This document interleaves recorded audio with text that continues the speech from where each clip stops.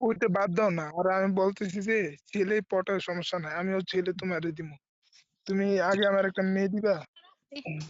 এত ছেলে দিয়ে করতাম। দিবা?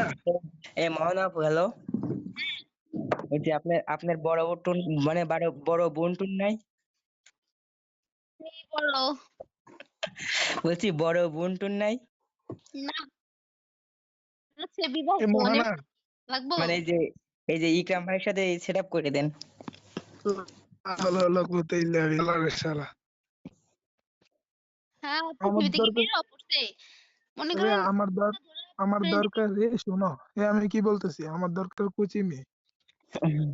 তিন 8 9 বছর 8 বছর একটা লাগবো। এই মোহানা, হ্যাঁ মোহনা তুমি হুম আমাকে একটা মেয়ে বাছাই করে দিতে পারবা? তোমাকে আমি একটা জিনিস দেবো। মেয়ে বাছাই করা লাগবে। আচ্ছা কতগুলো আগে দাঁড় করেন আমার সামনে লাইনে একটা বাছাই করে আর দেবো। ওইটা বাদ দাও। তুমি আমাকে মানে আমার সাথে রিলেশনশিপ করাই দিতে পারবা? আমার সাথে ফেসবুকে অ্যাড হয়েন দিবনে। ফেসবুক তোমার নামে তো জানি না, ফেসবুকে কিভাবে অ্যাড হবো? এতক্ষণ কি কইলাম? যে ভাই এতক্ষণ বলছি, ভাই আপনি বাইরে যা ফেসবুকে যে নামটা বললো ওটা সার্চ দিয়ে ফ্রেন্ড রিকোয়েস্ট পাঠান, দেখি আসে নাকি। হ্যাঁ? উম, উম,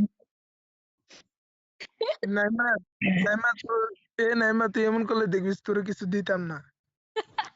ভাই আপনার ইকরাম ভাই হ্যালো, হ্যাঁ বলছি আপনি কি বিয়ে করেছেন?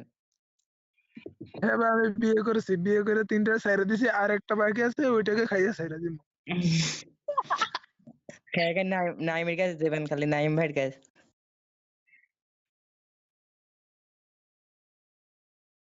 আর তোমাকে আমি বলি, নাইমের যেটা আছে সেটা চলবে এবং কি আমারও চলবে। দুইজনাই। দুইজনে মিলে এক মায়েরে। মাই গড এ মোহানা, মাইন্ড করো না, আবার আমরা দুষ্টামি করতেছি। মানে এমনি জাস্ট মজা ফানি। নাই